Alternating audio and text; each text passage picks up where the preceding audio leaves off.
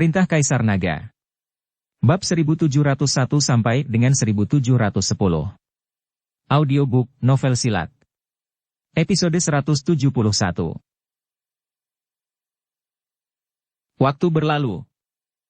2 hari telah berlalu dalam sekejap mata, dan besok adalah waktu upacara Gerbang Naga. Seluruh keluarga naga sedang bergerak. Tetapi karena Hayden yang bertanggung jawab, Dev tidak perlu khawatir. 2 hari ini Dev hanya mengajak Yaiko untuk mengakrabkan diri dengan lingkungan dan orang-orang di sekitarnya. Dan biarkan Yaiko lebih mengenal tubuhnya, agar tidak mengungkap rahasianya. Kakak Ellie, kakak Dev telah bersama wanita itu selama 2 hari ini, haruskah aku mengingatkannya bahwa kamu adalah pacarnya? Melihat bahwa Dev selalu bersama Yaiko selama 2 hari ini, Rain berkata kepada Ellie dengan sedikit sedih. Dia bisa membawa siapapun yang dia suka. Paman Naga berkata, jangan terlalu menekan Dev. Jika kamu benar-benar menyukai seseorang, semakin erat kamu memeluknya, semakin dia ingin membebaskan diri. Ellie memikirkannya, lalu menatap Rain dan bertanya. Lalu di mana Jonathanmu? Apakah dia akan datang menemuimu hari ini? Dia sibuk. Upacara Gerbang Naga kakak Dev akan diadakan besok. Ada banyak hal yang harus dilakukan. Kakak Ellie, jika kamu bosan dan panik, ayo kita jalan-jalan. Rain takut Ellie akan bosan sendiri, jadi dia berkata. Oke. Ellie mengangguk. Tapi tepat ketika Ellie dan Rain hendak keluar, 2 gadis yang terlihat sama dan berpakaian sangat mempesona masuk. Kemana kalian berdua berencana pergi kemana? Bawa kami bersama. Kedua gadis itu tertawa. Saudari Maya, saudari Laura. Melihat ini, Rain bergegas menyambutnya. Melihat ini, Ellie dengan gembira melangkah maju dan mengobrol dengan mereka berdua. Maya dan Laura diusir oleh Naga 5. Dia mengirim mereka untuk berlatih. Mereka terlahir dengan keterampilan pesona. Jika mereka dapat menemukan seseorang untuk merawat mereka dan berlatih, mereka pasti akan memiliki prestasi besar di masa depan. Jadi kedua saudari itu dikirim ke luar negeri untuk berlatih seni pesona. Sudah beberapa bulan sejak perpisahan ini. Mengapa tiba-tiba kalian berdua kembali? Ellie bertanya dengan rasa ingin tahu. Dev akan mendirikan sebuah sekte, acara yang begitu besar, bagaimana mungkin kami, 2 saudara perempuan tidak hadir? Laura tersenyum tipis. Senyum ini seperti angin yang bertiup di wajah, dan 100 bunga mekar penuh, bahkan wanita pun sedikit terguncang saat melihatnya. Dapat dilihat bahwa teknik pesona Laura telah meningkat pesat. Itu benar, kita berempat pergi bersama. Rain berkata dengan gembira. Bagaimana dengan Dev? Maya bertanya. Ketika Maya bertanya, Ellie tidak mengatakan sepatah kata pun karena malu, tetapi Rain cemberut dan berkata, kakak Dev pergi bepergian dengan seorang wanita, saya tidak tahu kemana dia membawa wanita itu, dan dia telah bersamanya sepanjang waktu, sepanjang hari, tak terpisahkan. Ketika Maya dan Laura mendengar ini, mereka langsung marah. Pergilah, bawa kami untuk menemuinya, aku berjanji akan membuat Dev patuh, dia akan mendengarkan apapun yang kita katakan. Kata Maya. Keempat gadis itu pergi mencari Dev. Berjalan di jalan, keempat wanita itu menarik perhatian banyak orang. Terutama Maya dan Laura. Sambil tersenyum, menebarkan pesona, banyak pria justru bertengkar karena melihat mereka berdua. Segera, mereka berempat melihat Dev, dan Yaiko mengikuti Dev. Hanya saja Dev tidak memperhatikan mereka berempat. Aku tidak pernah berpikir bahwa ribuan tahun kemudian, dunia akan menjadi seperti ini. Yaiko melihat sekeliling, bertingkah sangat terkejut, tetapi kemudian dia mengungkapkan keraguannya, hanya saja aura dunia terlalu tipis, tidak ada cara untuk berkultivasi, apalagi berlatih, saya khawatir kekuatan tubuh fisik saya hanya dapat dikerahkan sebanyak 2/3 sudah sangat baik. Apakah tidak ada cara lain bagimu untuk kembali ke kondisi puncakmu? Dev bertanya. Dari sudut pandang Dev, tubuh Yaiko adalah jiwa yang telah bertahan selama ribuan tahun. Mungkinkah orang suci dari istana Guanghan dapat melakukan sesuatu? Yaiko menggelengkan kepalanya, tidak, aura dunia tipis, dan tampaknya ada kekuatan tabu antara langit dan bumi, yang menghambat pertumbuhan kekuatan kultivator abadi. Saya tidak tahu apa kekuatan tabu spesifik itu. Sulit untuk mengatakannya, bagaimanapun, rasanya ada sesuatu yang membatasi. Kekuatan tabu? Dev tertegun sejenak, dan kemudian dia berpikir bahwa ketika Pulau Penglai, seluruh pulau juga diatur dengan kekuatan tabu, jadi tidak peduli seberapa keras orang-orang di pulau itu berlatih, tidak mungkin untuk mencapai kekuatan yang lebih tinggi. Saat ini, Dev memiliki ide yang berani di benaknya. Mungkinkah seseorang telah membuat kekuatan tabu di seluruh bumi untuk mengendalikan perkembangan para kultivator? Ketika Dev memikirkan hal ini, dia merasa konyol. Siapapun yang memiliki kemampuan hebat untuk mengatur kekuatan tabu di seluruh bumi itu sangat tidak mungkin. Ayo pergi, aku akan mengajakmu berkeliling. Dev menghela nafas tak berdaya. Awalnya, dia mengira Yaiko hampir tak terkalahkan jika dia pulih dan memiliki master seni bela diri di sisinya. Tapi saya tidak ingin kekuatan Yaiko dibatasi, dan sekarang dia hanya bisa menampilkan kekuatan peringkat kelima Wuhou Agung. Saat Dev sedang berkeliaran dengan Yaiko, tiba-tiba dua aroma datang dan masuk ke hidung Dev dalam sekejap. Mencium aroma ini, Dev langsung merasa pusing, diikuti aliran darah, dan seluruh tubuhnya mulai terasa kering dan panas. Dev buru-buru menoleh ke belakang dan menemukan bahwa itu adalah Ellie dan yang lainnya. Dan Maya dan Laura juga ada di antara mereka. Melihat kedua orang ini, Dev langsung mengerti, dan hendak berbicara, tetapi melihat wajah Yaiko berubah, penyihir pemberani, berani menggunakan teknik pesona di siang bolong. Yaiko tidak mengenal Maya dan Laura, dan ketika dia melihat mereka menggunakan teknik pesona pada Dev, dia menjadi marah dan menyerang mereka. Maya dan Laura tidak menunjukkan kelemahan apapun, dan berkata kepada Yaiko, "Kamu rubah betina kecil. Kamu merayu pacar orang lain, kamulah penyihirnya." Segera, mereka bertiga mulai berkelahi di jalan, karena mereka berada di kota yang sibuk, tidak satu pun dari ketiganya yang berani menggunakan kekuatan penuh mereka. Jika tidak, tanah longsor dan retakan tanah akan membunuh dan melukai banyak orang, yang tidak diperbolehkan oleh pemerintah. Karena itu, kekuatan Yaiko terbatas, dan dia bertarung dengan Maya dan Laura, tetapi sulit untuk mengetahui pemenangnya. Banyak orang yang menyaksikan kegembiraan berkumpul satu demi satu, menunjuk satu persatu. Jangan sebutkan betapa memalukannya Dev saat ini. Oke, berhenti berkelahi. Berhenti berkelahi. Dev tidak punya pilihan selain bergerak maju dan memisahkan beberapa orang. Oke, ini salah paham, mari kita bicarakan nanti. Dev mau tidak mau berkata, dia menyeret beberapa wanita itu dan kembali. Meskipun segera, Dev mengambil kembali beberapa orang, tetapi masih difoto oleh orang lain dan tersebar di internet. Saat ini, di forum seni bela diri, ada diskusi tentang beberapa wanita yang berjuang untuk Dev. Kali ini, Dev sedikit tercengang, tetapi para wanita itu masuk akal, dan setelah Dev menjelaskan, mereka berbaikan. Saat itu, Yaiko juga bertindak untuk melindungi Dev, dan Maya serta Laura juga tidak menyalahkannya.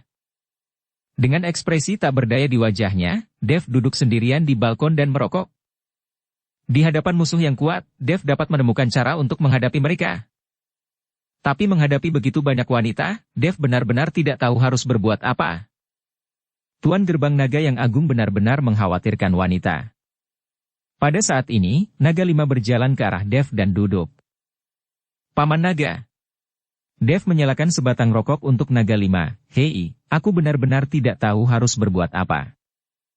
Kamu tidak perlu melakukan apa-apa, aku percaya gadis-gadis itu, mereka akan menangani satu sama lain dengan baik sendiri. Wanita seharusnya tidak menjadi sumber kekhawatiranmu, kamu harus menggunakan energimu untuk urusan lain. Naga 5 membujuk Dev. Dev mengangguk, dan kesedihan di wajahnya hilang. Kyoto, pavilion penjaga hukum. Kapten Jack buru-buru masuk ke aula pavilion penjaga. Tuan Si, misi negara pulau telah tiba, dan mereka sekarang di luar. Khawatiranmu, kamu harus menggunakan energimu untuk urusan lain. Tuan Si mengangguk, biarkan mereka masuk. Segera, Kapten Jack masuk dengan sekelompok misi dari negara pulau. Pemimpin di antara mereka adalah seorang pria paruh baya berjanggut bernama Kazuo Kawaguchi, yang juga merupakan kepala misi. Dan di belakang Kazuo Kawaguchi, ada 5 orang yang mengikutinya, semuanya berjas dan sepatu kulit, tetapi hanya satu orang yang mengenakan seragam samurai, membawa pedang samurai, dan rambutnya disisir menjadi kuncir dan dibawa ke belakang punggungnya. Melihat pria itu masuk dengan pedang, wajah Kapten Jack menjadi sedikit dingin, dan dia segera melangkah maju dan berkata, serahkan pedangnya, dan temui Tuan Si, kamu tidak diperbolehkan membawa senjata. Pedang adalah jiwa para pejuang kami. Kami tidak pernah memiliki kebiasaan menyerahkan senjata kami, kecuali jika kamu membunuhku. Samurai itu berkata dengan ekspresi jijik. Kapten Jack mengerutkan kening, dan mengulurkan tangan untuk mengambil pisau di tangan prajurit itu. Tepat ketika Kapten Jack meraih pedang samurai, dia melihat pergelangan tangan samurai itu bergetar, dan kemudian kekuatan besar mengejutkan Kapten Jack mundur beberapa langkah. Jun Watanabe, jangan kasar. Kazuo Kawaguchi menegur samurai itu. Pada saat ini, Tuan Si melambaikan tangannya kepada Kapten Jack, biarkan mereka melakukan apa yang mereka inginkan. Kapten Jack hanya bisa mundur, sementara Tuan Si berkata kepada Kazuo Kawaguchi, Tuan Kawaguchi, silakan duduk. Terima kasih, Tuan Si. Kazuo Kawaguchi mengangguk, lalu semua orang duduk di samping. Tapi saat Jun Watanabe hendak duduk, Tuan Si menjentikkan jarinya. Wing. Kursi di bawah Jun Watanabe hancur berantakan dan berserakan di lantai. Kali ini wajah Jun Watanabe sangat jelek. Tuan Kawaguchi, saya benar-benar minta maaf, kursinya sudah lama rusak, dan saya tidak menyangka akan rusak. Setelah Tuan Si selesai berbicara, dia mengedipkan mata pada Kapten Jack dan berkata, Kapten Sing, pergi dan pindahkan kursi.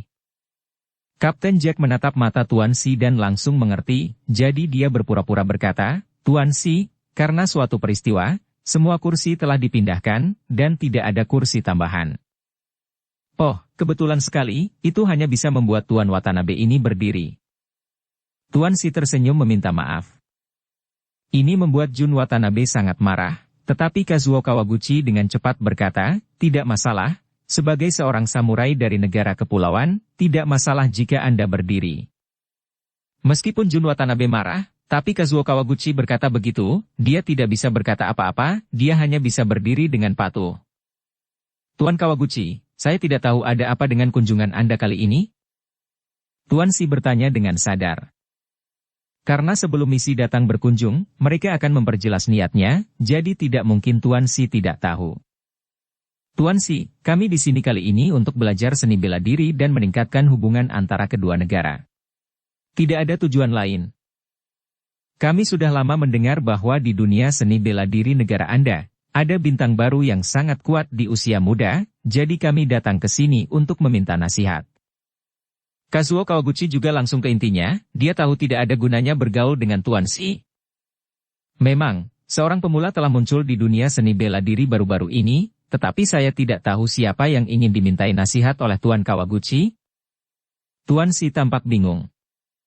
Kawaguchi terkejut, lalu berkata, tentu saja Jun Watanabe kami, di antara kelompok kami, dialah satu-satunya yang ahli bela diri. Nyatanya, Tuan Si sudah melihat bahwa yang lain hanyalah orang biasa tanpa nafas, hanya nafas Jun Watanabe yang melonjak.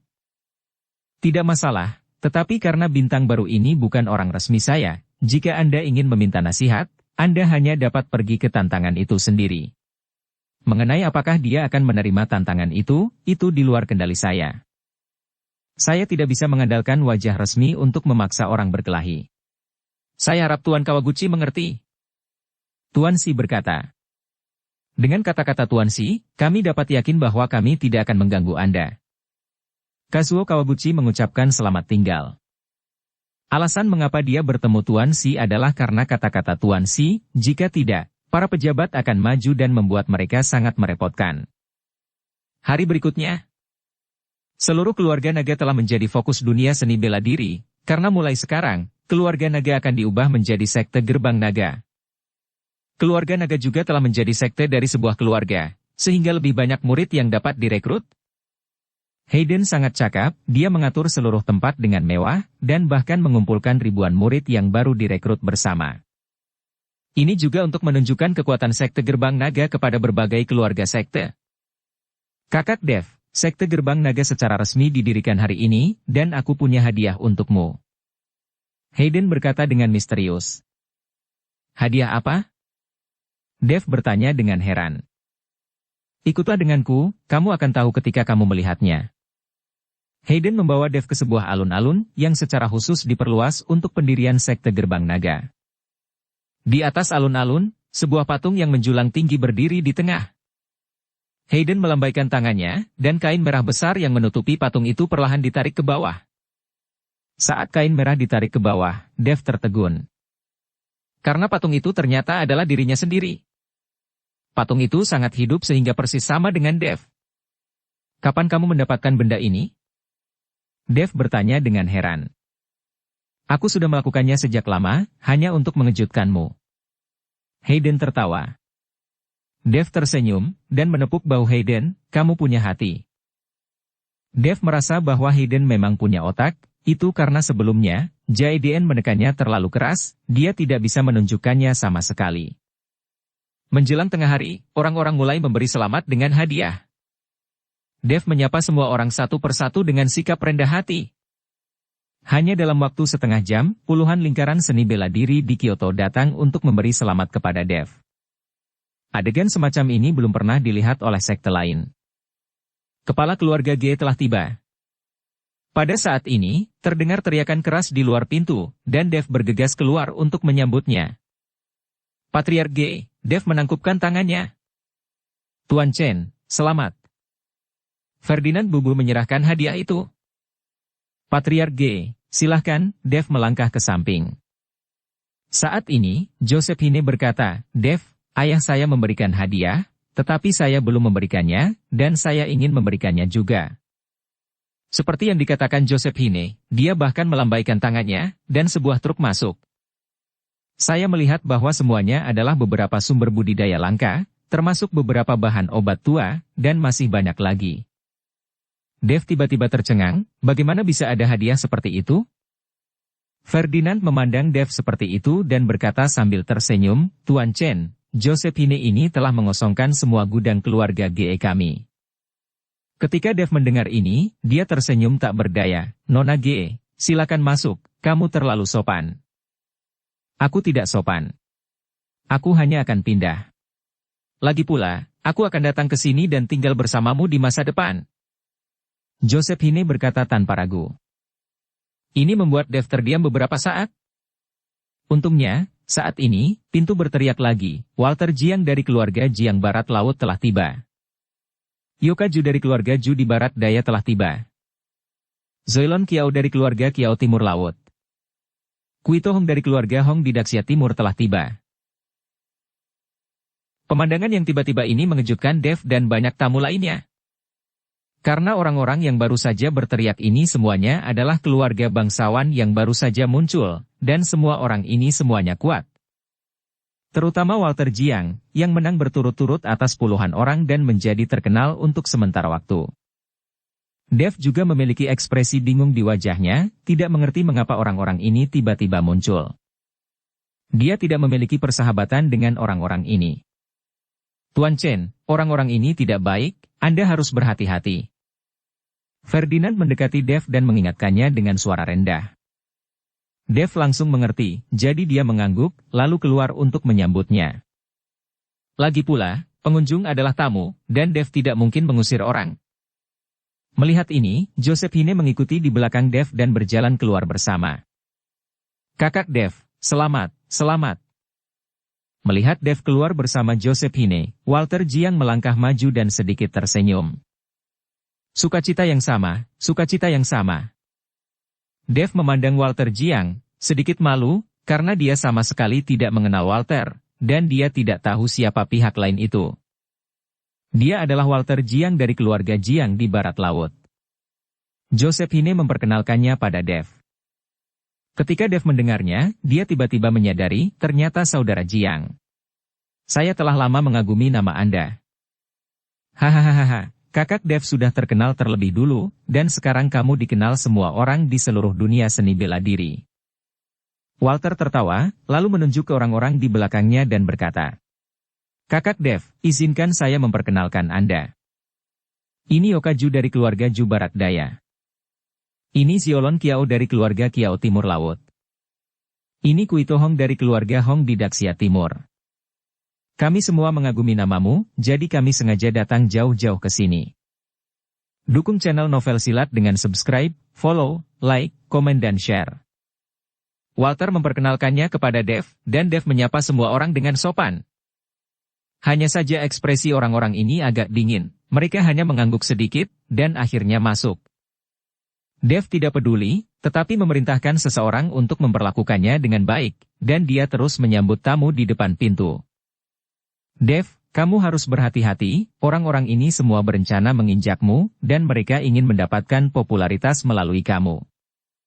Joseph Hine mengingatkan Dev. Tidak masalah, orang-orang ini hanyalah kekuatan Markuis Agung. Jika aku benar-benar ingin bersaing, aku tidak takut pada mereka. Belum bisa dipastikan siapa yang akan menginjak siapa pada saat itu. Dev tersenyum tipis. Aku suka penampilanmu yang percaya diri. Jangan khawatir, keluarga G kita akan selalu berdiri di sisimu. Bagaimanapun juga kita adalah keluarga. Joseph Hine berkata dengan sangat berani. Dev hanya bisa tersenyum tak berdaya, tidak tahu harus berkata apa. Pada saat ini, sebuah suara tiba-tiba berteriak di luar pintu, penguasa istana teratai merah, Rosalind Ji telah tiba. Ketika Dev mendengar nama ini, tubuhnya tiba-tiba sedikit gemetar. Dia tidak menyangka Rosalind akan datang juga. Melihat keanehan Dev, Joseph Hine langsung tersenyum main-main dan berkata, apakah karena hutang romantis, seorang wanita datang ke pintu? Jangan bicara omong kosong. Dev memelototi Joseph Hine, lalu bergegas keluar untuk menyambutnya. Saya melihat Rosalind mengenakan gaun putih, memancarkan temperamen segar dan halus, berjalan perlahan, diikuti oleh Rafaela dan beberapa pelayan dari istana teratai merah. Wanita cantik yang muncul entah dari mana ini langsung menarik perhatian banyak tamu, semuanya menoleh. Nona Ji, aku tidak pernah berpikir kamu akan datang. Dev melangkah maju dan menatap Rosalind di depannya, dengan ekspresi rumit yang tak terlukiskan di wajahnya. Tuan Chen, tentu saja saya akan memberi selamat pada acara sebesar ini. Rosalind tersenyum ringan, dengan setiap cemberut dan senyuman, ada segala macam perasaan asmara. Silakan masuk. Dev tidak tahu harus berkata apa kepada Rosalind, lagi pula, keduanya sudah lama tidak bertemu. Ya, silakan masuk. Joseph Hine benar-benar melangkah maju saat ini, dengan lembut meraih lengan Rosalind dan berkata. Rosalind sedikit terkejut, lalu melirik Dev, ingin Dev memperkenalkannya. Namun, sebelum Dev dapat berbicara, Josephine berkata sendiri. Kakak, saya pacar Dev, dan nama saya Josephine. Ketika dia mendengar bahwa itu adalah pacar Dev, Rosalind tersenyum tipis dan berkata. Halo saudari Joseph Hine, nama saya Rosalind, dan saya adalah teman Tuan Chen. Aku tahu kakak, Dev sering menyebut namamu. Apakah kamu seorang teman atau bukan, mungkin kita akan menjadi keluarga di masa depan. Kakak, kamu ikut aku. Aku ingin meminta saran dari kakak, bagaimana kamu merawat kulit dan tubuhmu dengan baik. Joseph Hine langsung akrab satu sama lain. Meskipun Rosalind sedikit tersipu mendengar ungkapan, keluarga, tetapi kepada Joseph Hine, Rosalind sangat menyukainya. Dev melongo ketika mendengarkan omong kosong Joseph Hine, dan tidak bisa berkata apa-apa. Kakak Chen, ternyata kamu selalu memikirkan kakakku, lalu kenapa kamu tidak mengunjungi kami? Kakakku terus memanggil namamu dalam mimpinya. Rafaela melangkah maju, menatap Dev dengan main-main dan bertanya. Aku sangat sibuk akhir-akhir ini sehingga aku tidak punya waktu.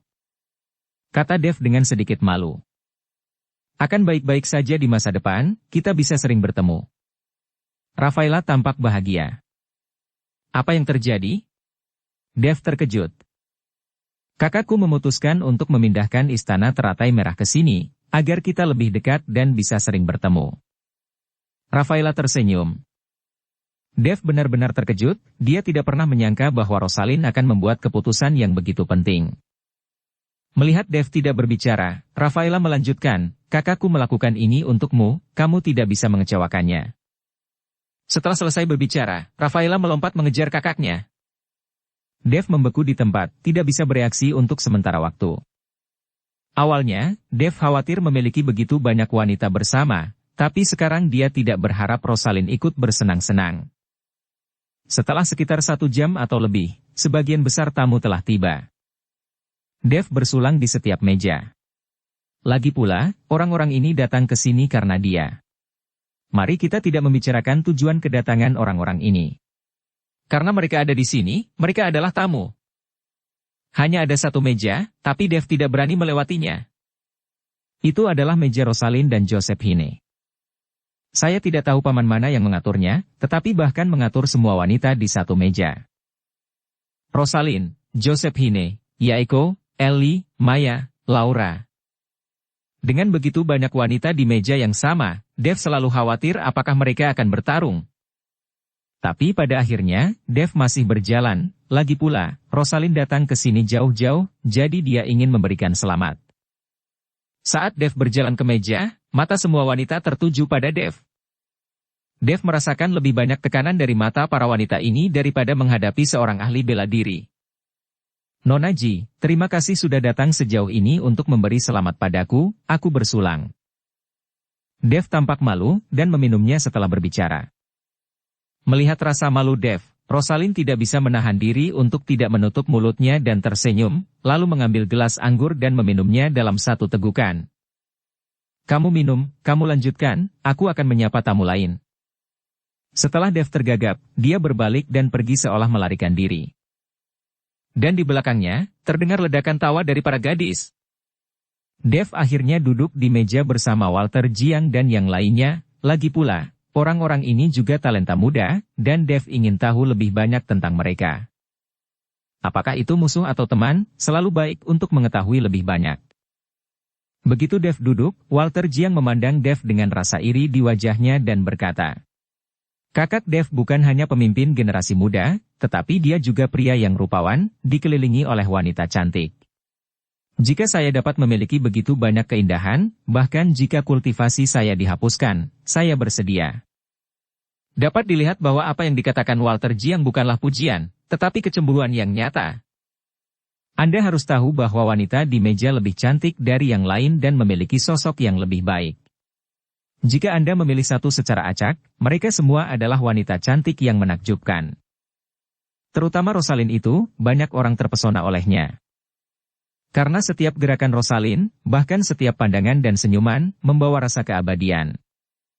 Dia seperti peri suci dari surga dan bumi. Jika bukan karena berada di sini bersama Dev, banyak orang mungkin akan memulai percakapan. Ada juga Maya dan Laura. Keduanya terlahir dengan tubuh menawan, entah itu aura yang memancar dari tubuh mereka atau cahaya di mata mereka, semuanya membuat pria ingin berhenti. Kakak Jiang bercanda, mereka hanya teman, mereka semua adalah teman. Dev tersenyum canggung. Segera setelah itu, Dev memancarkan kesadaran ilahi yang tidak terdeteksi, menutupi beberapa orang. Dia ingin mengetahui kultivasi macam apa orang-orang ini. Tapi saat kesadaran spiritual Dev memasuki tubuh beberapa orang, itu terputus oleh kekuatan yang tidak bisa dijelaskan dalam sekejap. Beberapa orang persis sama, dan ada kekuatan yang tidak bisa dijelaskan di tubuh mereka. Ini membuat Dev langsung mengernyit. Melihat Dev seperti itu, Walter Jiang tersenyum tipis. Kakak Dev, kamu adalah yang terkuat dari generasi muda kita. Bagaimana kalau kita membandingkan dua gerakan saat kita menemukan waktu? Saudara Jiang bercanda. Bagaimana saya bisa menjadi lawan saudara Jiang? Saudara Jiang mengalahkan puluhan orang berturut-turut yang telah menimbulkan sensasi di dunia seni bela diri. Di depan saudara Jiang, saya tidak lebih dari seorang badut. Dev sangat rendah hati. Apa yang dikatakan Dev mengejutkan Walter. Bagaimanapun, dia masih muda dan kuat, dan masing-masing dari mereka memiliki kekuatan yang luar biasa. Tentu saja, dia menolak untuk mengakui bahwa dia lebih rendah dari yang lain. Tapi dia tidak menyangka Dev akan merendahkan sikapnya, bahkan menurunkan harga dirinya, membandingkan dirinya dengan badut. Pendekatan Dev membuat Walter memandang Dev dengan kagum. Dev, karena kamu sangat rendah hati, mengapa kamu memulai sekte dengan gembar-gembor? Kamu adalah satu-satu orang yang mendirikan sekte di usiamu. Jadi kamu tidak perlu rendah hati lagi. Kami semua tahu kekuatanmu. Aku datang ke sini kali ini untuk meminta nasihat darimu. Kamu bahkan tidak akan memberikan wajah ini? Saat ini, Yoka Ju dari keluarga Ju di barat daya angkat bicara, dan nadanya tidak bagus. Ekspresi Dev sedikit membeku, tetapi dia tetap tersenyum dan berkata, jika saudara Ju ingin meminta nasihat, tentu saja saya akan menemaninya, tetapi tidak hari ini. Oke, mari kita bicara tentang waktu, dan sampai jumpa di arena seni bela diri. Yoka Ju tampak tidak sabar. Tetapi tepat ketika Dev hendak berbicara, sebuah suara datang dari luar pintu, pemimpin aliansi seni bela diri, Zeke Ning telah tiba. Ketika mereka mendengar bahwa aliansi seni bela diri akan datang, semua orang terkejut. Siapa yang tidak tahu bahwa aliansi seni bela diri dan Dev selalu menjadi rival? Mengapa Anda tiba-tiba datang untuk memberi selamat kepada Dev? Atau hanya mencari masalah? Wajah Dev menjadi suram saat ini, sementara Hayden segera memerintahkan seseorang untuk bersiap. Jika aliansi seni bela diri sedang mencari masalah, maka lawanlah. Segera, Zeke mengikuti seorang pria muda dengan pakaian kasual dan berjalan perlahan. Tapi melihat posisinya, Zeke berada di belakang pemuda itu, seperti seorang pengikut. Zeke, apa yang kamu lakukan di sini? Apakah kamu mencari masalah? Dev menatap Zeke dengan dingin, jika kamu berani membuat masalah hari ini, aku akan menghancurkanmu. Zeke ingin membuka mulutnya, tetapi dihentikan oleh pemuda itu. Kamu Dev, kan? Namaku Charteni. Aku adalah pemimpin aliansi seni bela diri saat ini. Karena Zeke tidak kompeten, aku yang menggantikannya. Saya tahu bahwa Tuan Chen memiliki beberapa kesalahpahaman dengan aliansi seni bela diri, jadi saya datang ke sini untuk mengubah pertarungan menjadi persahabatan dengan Tuan Chen, dan memberi selamat kepada Tuan Chen karena telah mendirikan sekte di usia muda. Aku punya hadiah di sini, bukan suap. Setelah Charteni selesai berbicara, dia melambaikan tangannya, dan Zeke dengan enggan menyerahkan belati suci di tangannya. Senjata bela diri suci ini adalah hadiah ucapan selamat dari aliansi seni bela diri kita, dan itu bukan suap. Kata Charlton dengan senyum tipis di wajahnya. Melihat bahwa aliansi seni bela diri benar-benar memberikan senjata suci bela diri sebagai hadiah, semua orang tersentak, dan mata beberapa orang berbinar, iri. Dev juga sedikit terkejut, tapi dia tetap mengulurkan tangan untuk mengambil senjata suci itu. Dengan belati suci di tangannya, Dev langsung menuangkan kekuatan spiritual ke dalam belati, dan segera seringai muncul di wajahnya. Jika tebakanku benar, aku khawatir belati suci ini tidak akan digunakan beberapa kali, kan?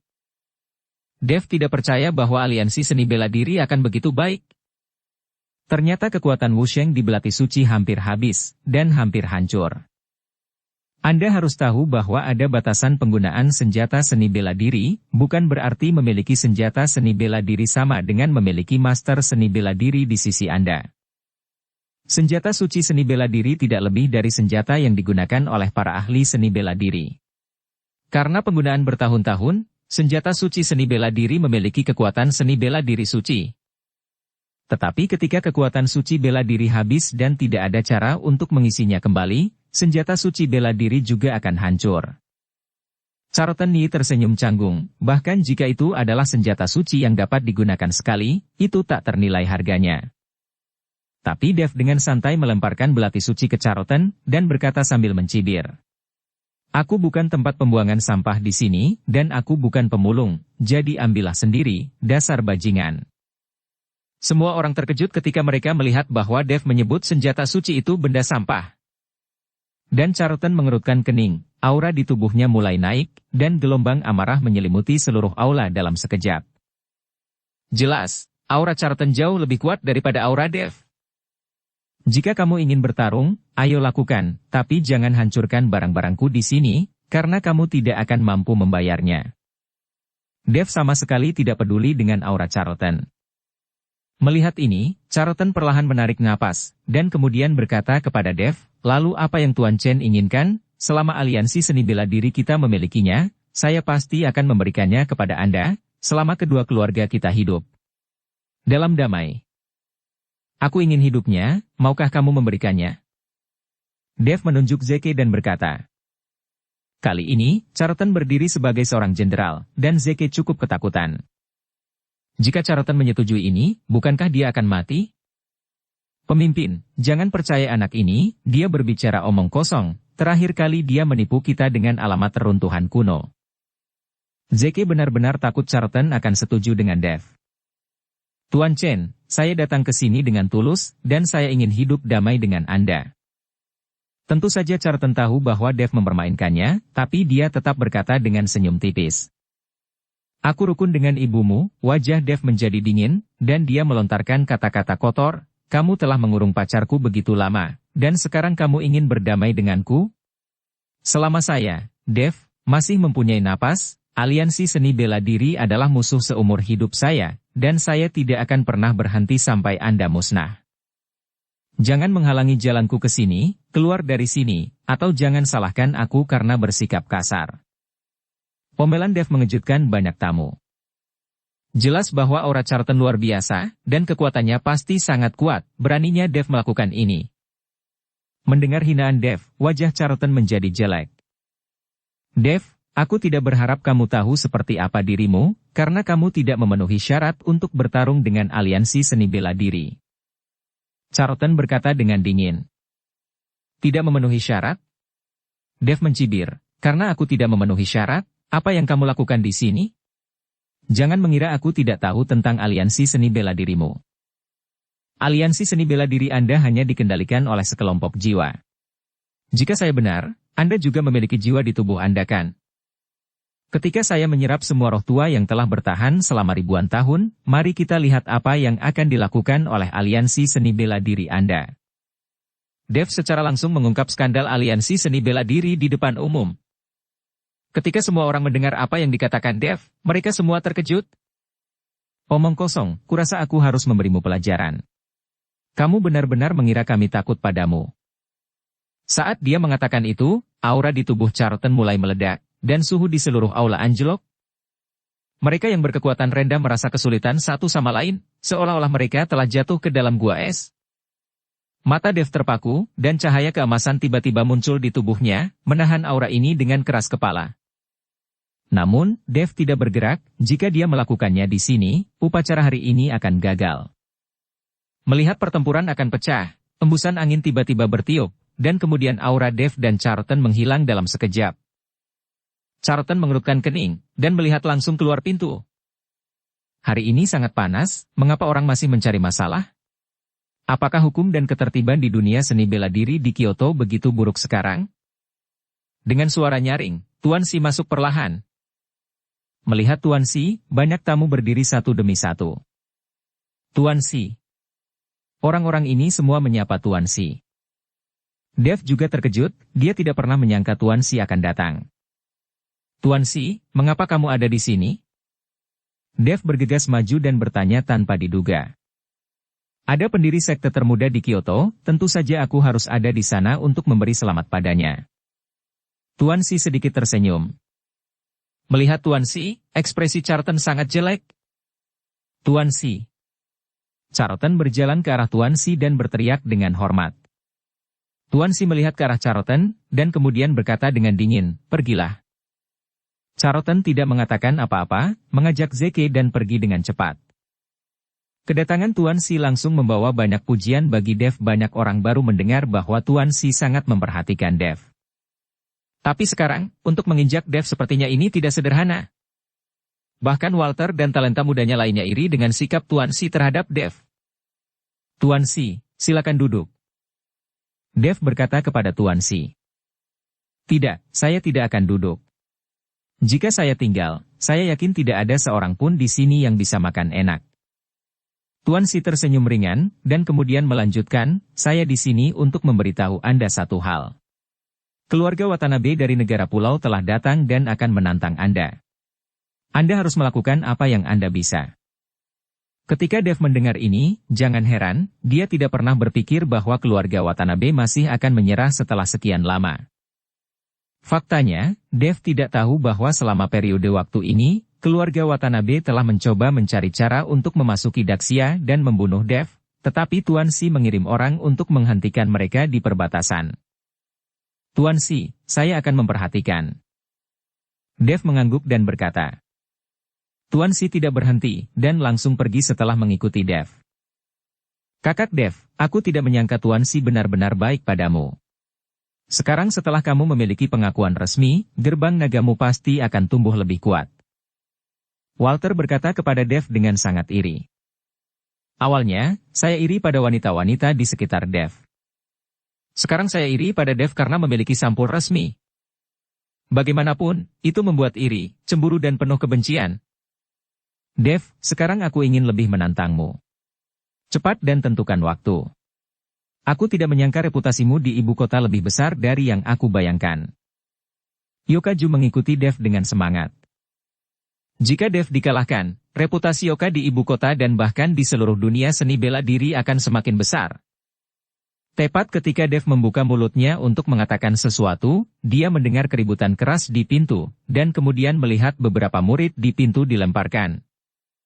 Kemudian seorang Jun Watanabe, mengenakan seragam samurai dan memegang pedang samurai, masuk perlahan. Semua orang melihat bahwa mereka berasal dari negara pulau, dan semuanya memiliki mata yang tajam. Tapi Jun Watanabe tidak memiliki jejak kepengecutan di hadapan tatapan begitu banyak orang. Siapa Dev di sini, lawan aku. Jun Watanabe melirik semua orang, lalu melanjutkan, saya, Jun Watanabe dari keluarga Watanabe, dan saya datang ke sini untuk menantang Dev. Dukung channel Novel Silat dengan subscribe, follow, like, komen dan share. Dev mengerutkan kening. Dia tidak pernah berpikir bahwa pria dari keluarga Watanabe ini akan memilih hari seperti ini untuk menantang dirinya sendiri. Bukankah ini sengaja membuat dirinya jijik? Kamu apa? Cepat keluar, dan tantang Tuan Chen dengan kucing atau anjing apa saja. Saat ini, seorang tamu berdiri dan memaki Jun Watanabe. Tapi Jun Watanabe memegang pedang samurai di telapak tangannya, dan segera melihat kilatan dingin. Sikat. Semangat. Tamu itu bahkan tidak punya waktu untuk bereaksi, hanya untuk melihat noda darah di lehernya, dan tubuhnya langsung jatuh. Dan Jun Watanabe itu sepertinya tidak pernah menghunus pedang, terlihat betapa cepatnya Jun Watanabe ini. Melihat Jun Watanabe berani membunuh secara terbuka, semua orang langsung bangun. Adapun Dev, cahaya dingin melintas di matanya, dan dia akan bergerak. Tapi sebelum Dev bisa bergerak, Yokaju sudah melompat. Bajingan dari negara kepulauan, berani bertindak liar di sini. Aura menakutkan terpancar dari tubuh Yokaju, langsung menyelimuti Jun Watanabe. Jun Watanabe memandang Yokaju tanpa rasa takut, kamu Dev? Aku bukan Dev. Yokaju menggelengkan kepalanya. Karena kamu bukan Dev, maka aku tidak akan melawanmu, biarkan Dev keluar. Kata-kata Jun Watanabe sangat merangsang Yokaju. Bukankah ini jelas meremehkannya, mengira kekuatannya tidak sebaik Dev? Ini membuat Yokaju sangat marah. Kamu Ronin, jangan berpikir bahwa di dunia seni bela diri Daxia kita hanya memiliki Dev sebagai satu-satunya master. Untuk membunuhmu, aku saja sudah cukup. Saat dia mengatakan itu, Yokaju meninju Jun Watanabe. Menghadapi pukulan Yoka, Jun Watanabe mengelak sedikit ke samping, lalu mundur ke halaman. Melihat pukulannya meleset, Yoka juga melompat, dan menendang lagi di udara. Jun Watanabe mengulurkan tangannya untuk memblokirnya, dan kekuatan besar membuatnya mundur beberapa langkah. Dan Yoka jatuh di depan Jun Watanabe, apakah menurutmu kemampuanku tidak sebanding dengan kemampuanmu? Kekuatan Wuhou Agung benar-benar bagus, itu layak untukku. Setelah Jun Watanabe selesai berbicara, dia tiba-tiba meraih pedang samurai di tangannya, lalu melemparkannya ke Yoka. Jun Watanabe bahkan tidak menghunus pedangnya, tetapi langsung melemparkan sarungnya ke Yoka. Kesombongan. Itu layak untukku. Melihat Jun Watanabe memiliki senjata, Juha mendengus dingin dan mencakar ke depan dengan tangan kanannya. Meraih sarung Jun Watanabe secara langsung, nafas keduanya langsung bertabrakan. Ledakan. Setelah suara keras, Yoka hanya merasakan kekuatan besar yang datang dari pedang samurai. Kekuatan ini sangat aneh, menembus ke dalam tubuh Yoka secara instan melalui pedang samurai. Yoka hanya merasakan jantungnya bergetar, aura di tubuhnya menghilang seketika, dan dia mundur lagi dan lagi, seteguk darah keluar. Dengan kemampuan kecilmu ini, jangan keluar dan menjadi malu. Jun Watanabe terlihat menghina, lalu melirik semua orang dengan mencibir. Siapa Dev? Keluarlah untuk bertarung, jangan jadi pengecut. Sial, aku bertarung denganmu. Yoka kehilangan muka di depan semua orang, tentu saja dia tidak bisa menerimanya. Yoka langsung mengeluarkan cambuk 9 bagian dari pinggangnya, menjentikan pergelangan tangannya dengan ringan, dan cambuk 9 bagian itu berubah menjadi tongkat lurus. Kamu masih berani melakukannya? Jun Watanabe menyipitkan matanya sedikit. Omong kosong, mari kita lakukan.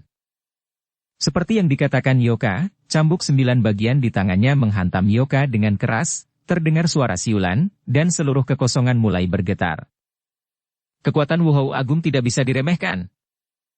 Melihat ini, Jun Watanabe mengirim pedang samurai di tangannya ke depan, langsung memblokir cambuk 9 bagian Yoka. Ledakan. Dengan suara tabrakan, cambuk 9 bagian di tangan Yoka langsung diayunkan. Hanya saja cambuk 9 bagian yang awalnya berubah menjadi tongkat berubah menjadi ular berbisa dalam sekejap saat dia mengayunkannya. Di kepala cambuk, seperti ular berbisa yang mengeluarkan bisa, itu meledak dalam sekejap, dan pergi ke punggung Jun Watanabe dengan ganas. Tidak ada yang mengira bahwa cambuk 9 bagian Yoka akan memiliki mekanisme di dalamnya. Bentak. Cambuk 9 bagian mengenai punggung Jun Watanabe dan langsung membuat memar di punggung Jun Watanabe. Yoka berhasil dalam pukulan ini, kepercayaan dirinya meningkat pesat, dan wajahnya penuh kebanggaan. Tapi Jun Watanabe menyipitkan matanya sedikit, kamu memaksaku untuk membunuhmu. Datang dan bunuh aku jika kamu memiliki kemampuan, aku khawatir kamu tidak memiliki kemampuan itu. Setelah Yoka selesai berbicara, dia mengulangi trik lamanya, dan cambuk 9 bagian di tangannya menuju Jun Watanabe lagi. Kali ini, Jun Watanabe tidak langsung menghadang dengan pedang samurai, melainkan mencabut pedang dari sarungnya dengan dentang.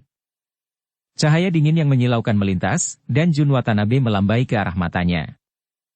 Semua orang hanya melihat semburan cahaya yang berkedip, dan kemudian melihat pedang samurai di tangan Jun Watanabe, pedang itu sudah kembali ke sarungnya. Tapi melihat cambuk 9 bagian di tangan Yoka, itu dipecah menjadi beberapa bagian dan tidak bisa digunakan lagi. Melihat ini, semua orang tersentak, karena teknik pedang Jun Watanabe terlalu cepat. Bersambung ke episode 172. Dukung kami dengan subscribe, follow, like, komen dan share. Terima kasih.